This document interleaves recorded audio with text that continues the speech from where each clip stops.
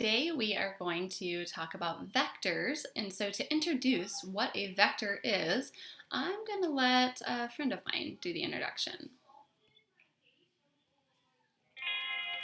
Hey.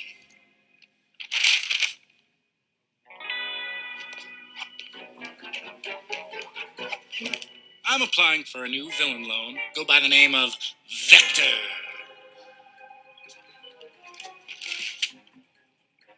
It's a mathematical term, a quantity represented by an arrow with both direction and magnitude. Vector! That's me, because I'm committing crimes with both direction and magnitude. Oh yeah! Check out my new weapon. Piranha gun! Oh yes! Fires live piranhas. Ever seen one before? No, you haven't. I invented it. Do you want a demonstration? Oh, goodness. It's so difficult sometimes to get the brain back inside. All right, well, Vector maybe wasn't so great with his weaponry there, but he was totally correct about what a vector is mathematically. So a vector is a quantity such as force or velocity or acceleration that maybe you've used in a science class, like a physics class, and it has both magnitude and direction. Just like he said, the magnitude is the size or the length of the vector, and then it has a direction.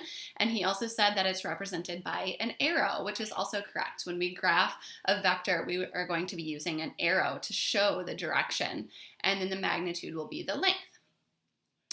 We are going to be working with something called scalar multiples, which will change only the magnitude or the length of the vector, but it will not change the direction.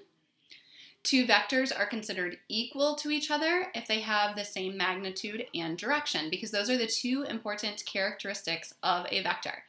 Okay? The two important characteristics of a vector are its magnitude and its direction. So for two vectors to be equal, both of those characteristics must be the same. And then we're going to look at how we could add or subtract vectors. Okay, so let's go to some examples here. All right, first we're going to look at how can we tell if two vectors are equivalent. And so I'm actually going to bring up a graph here, and let's put some axes on this.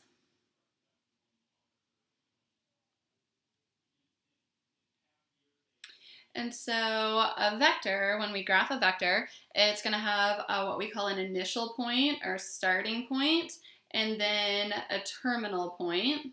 So I'm going to have this be my starting point, and I'm going to come over here. This will be my terminal point, and we're going to connect those together, and then we have an arrow. Actually, you know what? I'm not in love with that vector. Whoa! Okay, so my screen just looked totally different now than what it's showing you. Okay, that was strange. All right, mine's still showing something totally different.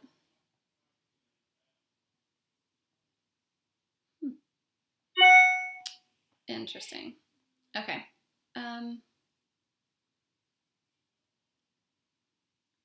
Okay, so I'll see how well I can make this work, even though I'm seeing something different than you. All right, so this is going to be our starting point, and I'm going to have this be the terminal point. Okay, so that is what a vector looks like. It has a starting point, it has an ending point, and it has an arrow to show the direction that is going from the start to the end. Okay, I'm going to bring a second vector into this, and let's see.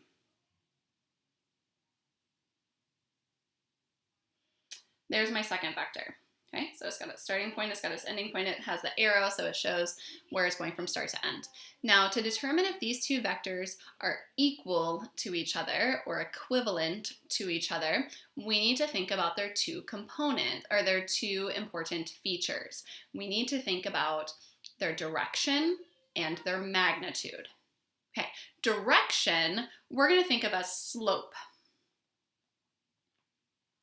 So we've been talking about slope in the last few lessons as being rise over run. So as we think about the direction or the slope of these vectors, we're going to think about the rise over the run. So for this first one, I've got a rise of 1, 2, 3, 4, 5, 6, and a run of 3. So that first one has a slope then of 2, right? Rise over run, 6 over 3 is equal to 2, okay? Now for our second one, when we think about its slope, it has a rise of 3 and a run of 1, 2, 3, 4, 5, 6, 7, 7. Okay. So its slope is 3 over 7. Not the same. Okay? So we already know that these two vectors are not equivalent because they do not have the same direction. They do not have the same slope.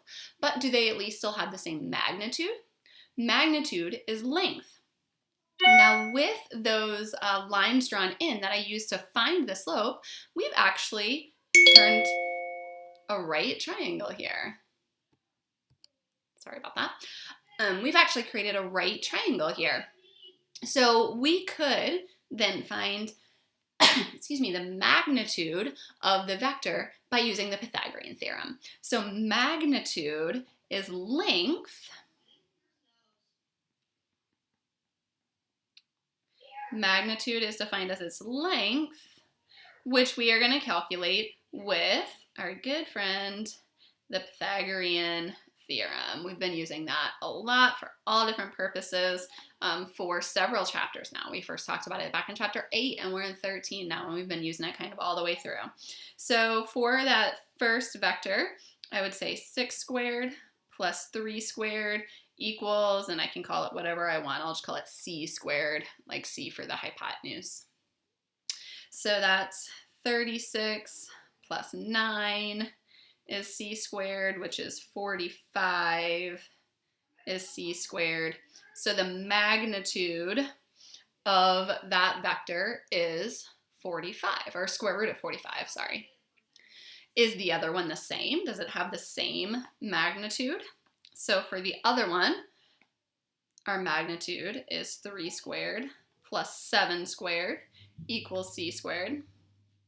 That's 9 plus 49, which is 58. And so a square root of 58. Square root of 45, square root of 58, those are not the same, so the magnitude is not the same either. So these two vectors are not equivalent. They have different direction and different magnitude. It is possible that one of those characteristics could match and not the other. They would still not be equivalent. We need both characteristics to be a match to have equivalent vectors. So on your problems for this, it's going to give you a picture, a graph like the one given, and it will say, are the vectors equivalent? And then you're going to have 4 options. Yes, they have the same magnitude and direction. No, they have the same magnitude, but a different direction. No, they have the same direction, but a different magnitude. No, they have different magnitude and different direction. Okay, so you're going to have 4 multiple choice options. So you're going to check the direction and the magnitude, those 2 important characteristics, and see which ones, which features are the same and which features are different. For the 2 vectors to be equivalent, both characteristics must be the same. Okay, that's the first kind of problem that we're looking at. How can we find equivalent vectors? For the second kind of problem that we're going to be looking at, we're going to be finding magnitude. For magnitude, you might be given a picture like this. So the problem could be just like this, and you're going to make a right triangle out of it to determine the magnitude. So we've already actually practiced that. Another way that you might be given these problems is to, it's so weird. It's like erasing everything except for one thing. And that C is just hanging out there in the middle somewhere, and I don't know where to erase it. Oh, I kind of hit it. It's like Oh, I got it. Okay, it's like, I don't know, an invisible thing on my screen. Okay, so the other ways that you could be given it are by being given 2 points, an initial point and a terminal point. So let's say that we're given an initial point of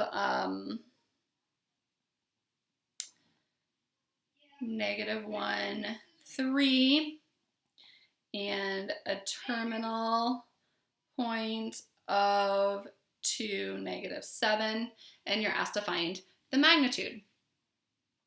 Two different ways about this problem. This has to do with distance. So in our very first lesson in this unit, we talked about distance, and we used either the distance formula. Some of you said you would prefer to just plug it into that distance formula with the x1s and y1s and x2s and y2s and square roots and all of that. Some of you said you were going to prefer to use the Pythagorean theorem. So whichever was your preference, you're going to find the distance between these 2 points. My personal preference is the Pythagorean theorem. So I'm going to plot these at -1, 1, 2, 3. There's my initial point. And my terminal point, 1, 2, and 1, 2, 3, 4, 5, 6, 7. Some of you also mentioned graph paper would be super helpful for this. If you go to the website printfreegraphpaper.com, no spaces or anything fancy in that, just printfreegraphpaper.com, and you happen to have a printer at home, then you can print free graph paper right from there. If you don't have a printer at home, sorry about that, but that could be an option if you feel like graph paper could be helpful to you. So now, if I turn this into a right triangle, the height, well, let's see, it's 7 boxes below that axis, and it was 3 boxes above, so that's 10 is our height of our triangle there. And then 1, 2, 3 spaces over. So the magnitude of this vector is 10 squared plus 3 squared equals c squared. So it'll be 109 when we add those together and take a square root. So the magnitude of this vector is 100, square root of 109. Okay. Now it has like a negative slope or direction, but that doesn't matter when we think about magnitude. Magnitude is the length, direction is the slope. So direction, we would care about which way it's going, and magnitude, we just care how long that vector is, not which way it's going. Okay. One other way you could be given a problem is being given just something that looks like u with a little arrow on top of it. That's how we name a vector. So this says the vector named u, and it might say something like 3, 4, and that's all. What this means is it's an origin vector. Its initial point is the origin, and the point 3, 4 is its terminal or ending point. Okay? So if you're given a name of a vector and only one point to describe that vector, that implies that it starts at the origin, that the initial point is the origin and the point given is its ending point. And then again, we could turn this into a right triangle, 3, 4, and maybe you've learned our pattern by now. That side is going to be 5, or you can always do a Pythagorean theorem as well to calculate that that side will be 5. Okay, so first objective, how can we tell if two vectors are equivalent? Check the magnitude and the direction. Okay, the magnitude is the length found by Pythagorean theorem, and the direction is the slope. Okay, second objective, how to find magnitude given either a picture, given 2 points, or given just a terminal point, with the understanding then that the initial point would be at the origin. Okay, third objective is we are going to be given 2 vectors named only by their terminal points. So I'm going to be giving, let's say vector u is -1, 2. And let's say vector v is 3, -6. Now we're going to do a calculation with this. We are going to find what is 2u minus 1/3 of v. Okay, so to do vector operations, these are called. This is multiplying by a scalar. That 2 and that 1/3 are called scalars. They change the length, so it's going to make vector u twice as long but not change its direction, or make vector v 1/3 as long but not change the direction. To do that scalar multiplication, what we're going to do is distribute that scalar multiplier through to each piece. So 2 times u is going to be -2, 4, multiplying 2 into each part of vector u. Okay, and then we've got minus, now 1/3 of v is going to take 1/3 and multiply it into each part of vector v. So 1/3 times 3 is 1. 1/3 times -6 is -2. Now to add and subtract, we want to add and subtract the like components. That means the like parts. So x's with x's and y's with y's. So I'm going to do -2. Now make sure you notice in the middle it's a minus. -2 minus 1, that makes -3. Right? -2 minus 1 makes -3. And then for the other components, I'm going to put together the y part, and that's going to be 4 minus -2, because again, it's a minus in the middle there, minus -2. That makes really then a 6. So our final answer is going to be -3, 6, which happened to actually be vector v, but that is, oh no, it isn't. Its signs are backwards. That's kind of weird. Negatives, positives, backwards. It's coincidental. It's just kind of something that I noticed there. Different numbers. No pattern, not like that's going to happen every time or anything. Okay, so you multiply the scalar multiplier through to each part, to the x and the y, and then you add or subtract whatever that sign in the middle is. In this one, it was a subtraction problem. It could be an addition problem. You add or subtract the like parts of the points. So add or subtract the x with the x and the y with the y. Okay? All right, so those are the 3 kinds of problems you're going to see in this lesson about vectors. Please let me know what questions you have, and I hope you have a great day. See you soon.